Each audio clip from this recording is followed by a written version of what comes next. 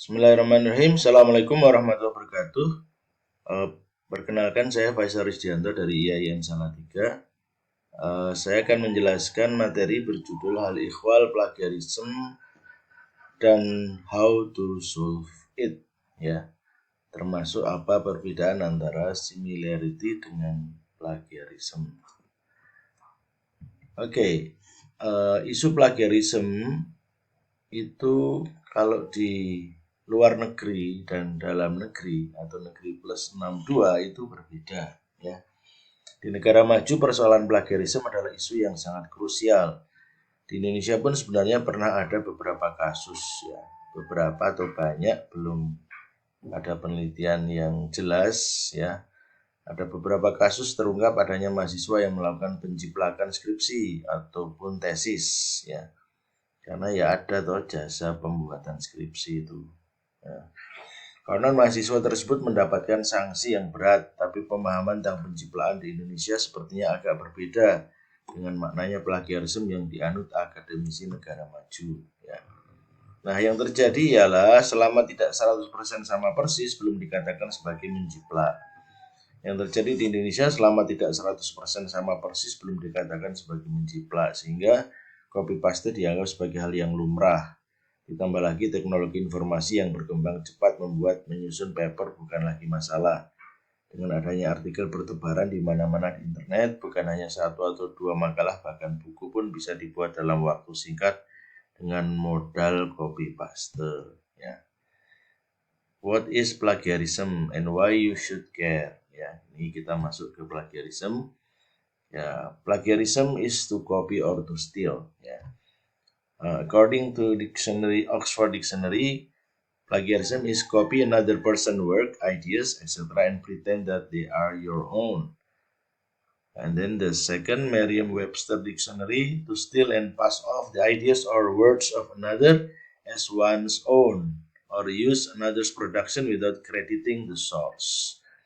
Kalau definisi Oxford menyatakan bahwa plagiarize adalah mengcopy hasil kerja, ide atau hal lain milik orang lain dan menganggapnya sebagai hasil karya sendiri, maka definisi Webster terlihat lebih tegas.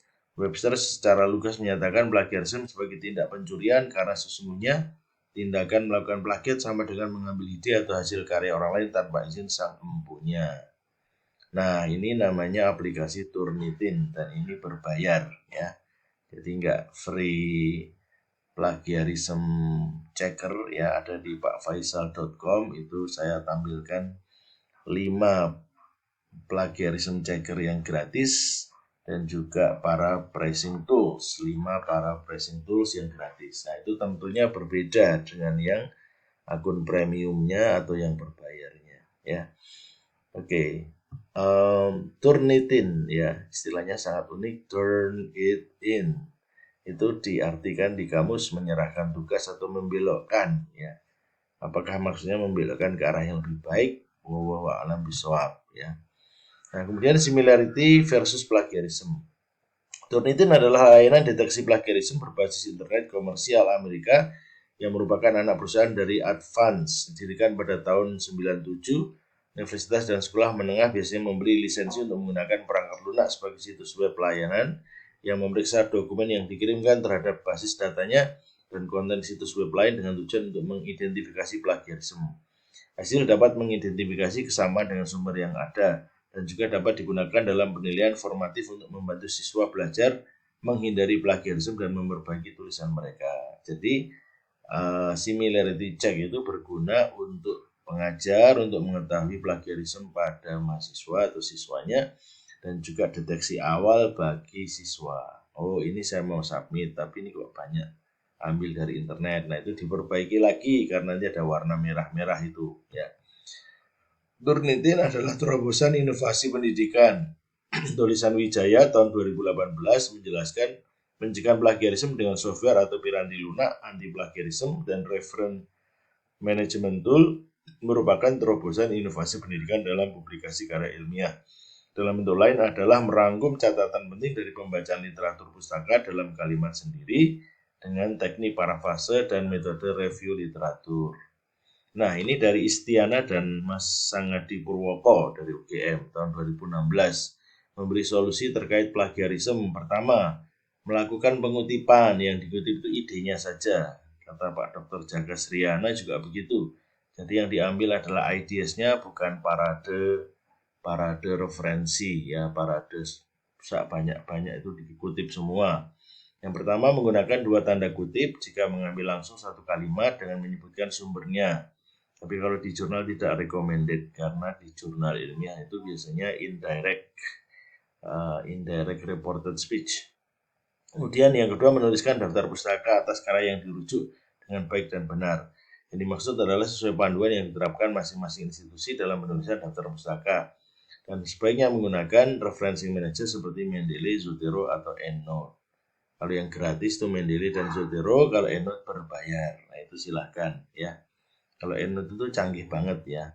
Nah, jadi nanti ada aplikasi, kalau ada kutipan di body text, itu kalau diklik akan lari ke reference-nya, ke list of reference ya. Kalau di Mendeley Zotero harus dibuat manual dengan di MS Word itu dibuat kayak hyperlink ya, hyperlink satu-satu ya. Oke, kemudian tips kedua terhindar plagiarisme, melakukan parafrase, yaitu tetap menyebutkan sumbernya. Parafrase adalah mengungkapkan ide atau gagasan orang lain dengan menggunakan kata-kata sendiri, tanpa merubah maksud atau makna ide, gagasan dengan tetap menyebutkan sumbernya. Ini menurut Istiana dan Mas Sangadi Purwoko tahun 2016. Khusus penulisan jurnal ilmiah disarankan cara parafrase ini lebih baik karena lebih concise atau bernas, tidak wordy, tidak berpanjang-panjang dalam uraian atau gagasan. Nah, di internet itu ada online paraphrasing tools kalau pakai bahasa Inggris ya. Kalau bahasa Indonesia itu ada spinner.id ya, spinner.id, tapi memang ada problem semantik, pragmatik, konteks, sistemik, fungsional, linguistiknya itu harus diterapkan ya. Kalau enggak nanti misleading atau membingungkan. Nah, ini parafrasenya seperti ini. Saya jurnal Pragmatic Research yang saya kelola itu ada deskripsinya, ini coba diparafrase itu seperti ini. Ada warna-warna oranye ini ya. Tapi ini gratisan, beda dengan Get Premium ya. Kalau Premium lebih baik. Ya, nah silahkan cari di online paraphrasing tools di Google, hasil temuannya ini seperti ini, banyak sekali. Silahkan dicoba satu-satu mana yang cocok ya. Kemudian 5 upaya untuk menghindari plagiarisme menurut Ahyanur 2018.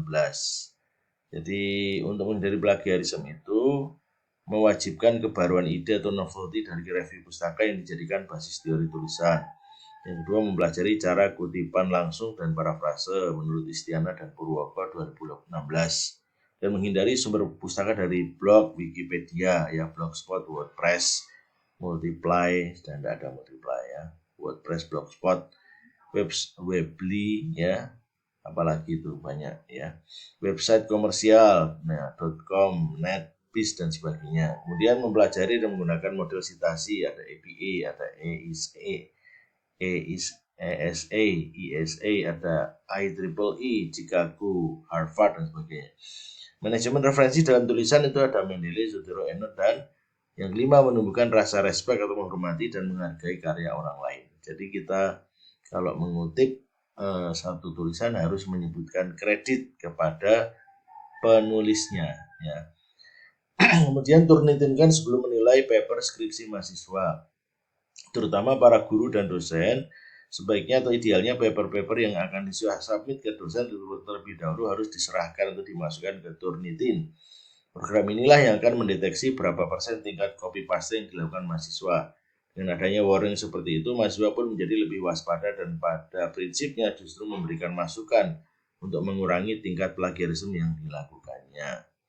Kemudian author harus waspada jika hasil scanning Turnitin berwarna-warni. Kalimat yang menunjukkan plagiat akan diwarnai dengan warna yang berbeda-beda. Semakin berwarna-warni tulisan kita setelah masuk ke Turnitin harus waspada. Dengan program ini, tulisan yang kita submit akan dideteksi dan dibandingkan dengan tulisan-tulisan yang pernah ditulis oleh senior kita, tulisan yang beredar di internet, dan tulisan-tulisan dari mahasiswa atau alumni dari universitas lain. Nah, grading warna di Turnitin paling ngeri kalau merah itu 80%. Kalau oranye itu 58%. Kalau 43 itu warna kuning ya. Kalau hijau itu aman 6% ya. Kalau biru 0% itu sangat aman ya. Nah, ketahuan kopas kita. Nah, ini warning untuk mahasiswa ya, baik S1, S2, S3. Nah, tulisan-tulisan yang berwarna-warna ini menunjukkan kalimat-kalimat hasil copy paste. Dengan program ini hasil mengcopy satu kalimat pun bisa dideteksi. Hasil kerja program ini akan menjadi dasar awal bagi dosen untuk memberikan penilaian. Saya buka blog, buka website, ada pengalaman Ibu Nur Ana Sejati dari Victoria University Melbourne. Biasanya dosen akan mentoleransi selama tingkat plagiarismenya di bawah 3%. Di atas itu apalagi sampai di atas 10%, mahasiswa harus bersiap-siap diberikan diskon nilai. Nilainya rendah. Ini menurut Sejati 2014. Bagaimana dengan di Indonesia? Ya, kalau kita similarity itu 20% aja susah kok ya. Ada yang 30%, ada yang 40% itu. Jadi memang ya mungkin karena mindset yang di awal tadi. Kalau nggak 100% nggak plagiat gitu. Nah, tindakan plagiasi itu ada perbedaan menurut Ahyan Nur 2015, ada niatnya. Ada yang sengaja, ada yang nggak sengaja ya. Nggak sengaja itu karena ketidaktahuan penulis terhadap standar penulisan ilmiah yang berlaku. Tapi ini aneh, terutama dosen kok nggak tahu terhadap plagiasi ya, standar ini kok nggak tahu kalau plagiat ya. Yang disebut plagiasi sengaja dikarenakan dipublikasi sebagai karya sendiri ya. Kemudian 6 jenis plagiasi ada pertama clone, ialah plagiat penuh 100% dan dipublikasikan sebagai karya sendiri atau complete plagiarism. Ctrl plus C 90% mirip atau menjiplak sebagian besar dari satu sumber tulisan tanpa perubahan atau parafrase. Ini level paling parah. Kemudian find replace. Klik find and replace di MS Word mengganti kata kunci tapi secara keseluruhan masih sama dan tidak mengubah isi utama satu sumber. Ada lagi remix atau hybrid, parafrase atau menyusun kalimat sendiri dari beberapa sumber lalu digabungkan menjadi suatu karya tanpa citasi. Di zaman dulu, zaman saya S1 ada mahasiswa 10 skripsi dijejer di remix jadi skripsi baru dan dosen tidak tahu karena zaman itu belum ada Turnitin. Ini keahlian bikin clipping tingkat dewa ya. Ya hebat juga sih sampai nggak ketahuan dosen. Yang keempat, recycle, mengambil sebagian besar karya penulis lain tanpa rujukan atau meminjam banyak ide dari penulis atau menggunakan kembali karya terdahulu dari penulis tanpa citasi. Dan mashup, mashup kayak mashup video ya, menggabungkan materi-materi kutipan dari berbagai sumber tanpa parafrase. Yang keenam, for zero for error, mengutip dengan memasukkan sumber yang tidak akurat atau sebenarnya tidak ada atau mengkolaborasikan sumber yang dikopi dari berbagai sumber tanpa parafrase. Nah, fungsi atau kegunaan Turnitin, ya, penggunaan alat atau aplikasi pendeteksi plagiarisme semisal Turnitin atau Authenticate, plagiarism exchequer itu digunakan untuk mengecek duplikasi tulisan dan kemungkinan indikasi plagiat. Nah, jadi ini saya garis bawahi merah, kemungkinan indikasi plagiat. Jadi kalau misalnya similarity-nya tinggi itu juga belum tentu plagiat ya. Karena tidak adanya kutipan citation atau kekeliruan dalam mengutip, nah itu maksudnya jadi warning. Tapi bukan sebagai justifikasi terhadap tulisan yang mengandung praktik plagiat. Karena tentu saja membutuhkan kritik jernih dalam memutuskan sebagai pelanggaran hak cipta akademik. Ya, catatan hasil similarity yang tinggi bukan berarti plagiarisme tinggi. Kata Kang Busro dari UIN Bandung, pakar perjurnalan, bahwa keimanan terhadap Turnitin itu begitu tinggi. Padahal sebetulnya kalau similarity-nya misalnya 80% itu juga harus dicek ya. Nanti saya kasih contoh kasus ya. Similarity index versus plagiarism. Turnitin does not check for plagiarism in a piece of work. Instead, we will check a student's work against our database. And if there are instances where a student's writing is similar to or matches against one of our sources, we will flag this for you to review, kata Turnitin. Jadi aslinya Turnitin nggak ngecek plagiarisme, tapi ngecek similarity. Ya, similarity itu berarti harus diuji lagi. Ini sebetulnya kasusnya itu gimana ya. Ya, saya nanti sebutkan kasus tapi itu nggak memalukan karena ternyata nggak masalah ya. Review kembali sebelum membuat kesimpulan. Turnitin sendiri mengatakan bahwa alat ini bukan mengecek plagiat tetapi mengecek kesamaan yang kemudian memberikan nilai skor untuk selanjutnya memerlukan proses review. Jadi yang perlu ditekankan di sini adalah kesamaan atau similarity tidak bisa serta-merta diterjemahkan sebagai plagiat. Perlu dicek atau direview terlebih dahulu ya. Karena dewasa ini keyakinan pengelola jurnal, keyakinan banyak orang itu. Pokoknya skor Turnitin itu diimani, diikuti. Oh ini similarity-nya 80%, wah plagiat, itu belum tentu ya. Ada pengecekan ya. Maka pesan untuk pengajar, review dan pengelola jurnal ya, review dan review kembali sebelum buat kesimpulan bahwa mahasiswa ini melakukan plagiat atau tidak.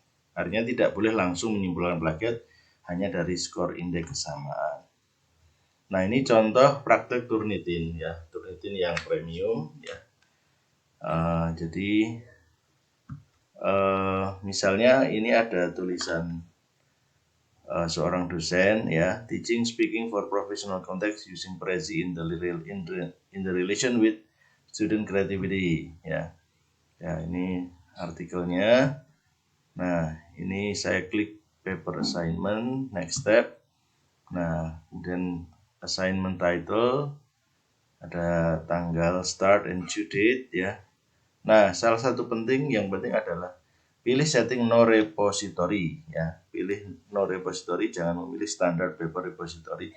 Karena nanti kalau dipilih standard paper repository itu akan masuk di kayak database-nya Turnitin ya. Jadi nanti dianggap plagiat gitu loh. Padahal kan enggak, maksudnya nanti masuk datanya sana, jadi datanya sana dan harus komunikasi minta dihapus, itu prosesnya panjang ya. Nah, daripada menghadapi masalah, klik no repository, tidak masuk database-nya Turnitin. Nah, kemudian diklik submit ya, judulnya dikopas, kemudian disubmit. Nah, kemudian nama, ada nama depan, nama belakang, judul artikelnya. Kemudian ini hanya contoh manuskrip aja, diklik upload. Nah, kemudian akan muncul seperti ini ya. Nah, kalau diklik, nah ternyata hasilnya 98% ya. Saya tidak akan mengatakan ini plagiat, ini similarity ya. Karena ternyata tulisan ini adalah tesis yang diunggah di repositornya Universitas 11 Maret. Jadi mbaknya ini adalah alumni sana dan tesisnya diupload di sana, maka dianggap similarity 98%. Jadi ini tesis yang dibuat jurnal, karena belum dikirim ke jurnal, maka dijurnalkan. Maka caranya apa? Di-exclude aja, di-exclude ya. Jadi ada exclude sources, coba saya geser ke sini biar kelihatan. Ya, di exclude sources ya. Ya, jadi ada diklik match breakdown-nya, diklik. Nah, ini karena memang ya tulisannya sendiri ya. Masa orang tulisannya sendiri memplagiat tulisan sendiri ya. Nah, setelah di-exclude hasilnya 20% dan untuk jurnal ilmiah maksimal 20% itu aman ya. Kalau orangnya disuruh memparafrase tulisannya sendiri, hasil similarity 98%, wah ini susahnya bukan main. Karena memang yang namanya kata itu ya tidak bisa ya. Maksudnya kata purpose misalnya diganti goal, diganti target, diganti aim ya, diganti maksud ya, jadi bahasa Arab maksud. Nah, itu kan tidak bisa begitu saja diganti. The purpose of this study ya gitu. Jadi ini hasil exclude-nya. Jadi ada namanya fasilitas excluding artikel, di-exclude supaya yang memang sumber-sumber yang memang tulisannya orang, nah itu tulisannya sendiri itu aman sebetulnya. Ya, jadi kalau tulisan kita ada di repository, ada di blog atau di akademia, di research itu tidak ada masalah, bukan plagiat orang. Itu sebenarnya penyimpanan artikel sebetulnya. Tapi biasanya kan suruh menghapus ya. Kalau jurnal itu kadang kita upload di skrip, di akademia, tulisan penulis itu kadang minta dihapus karena mau naik pangkat. Ya karena keyakinan atau keimanan pada Turnitin itu yang tidak terbantahkan. Ya. Oke, nah ini ada daftar 5 situs similarity plagiarism checker gratis. Ada Dupli Checker, Dusbol, plagiarismchecker.com, plugtracker.com, smallsealtools.com ya. Ya, tapi tentunya berbeda ya, validitasnya, ketelitiannya berbeda dengan yang premium seperti Turnitin maupun Identicate ya.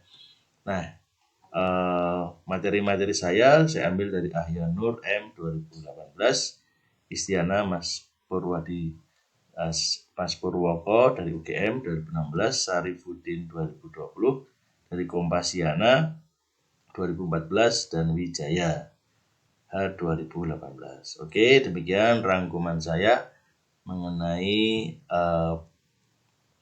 bagaimana memahami Turnitin, plagiarism checker, dan bagaimana mengatasinya ya. Jadi di parafrase kemudian di exclude tadi supaya tidak terkena similarity check. Oke, demikian, terima kasih atas perhatian Anda.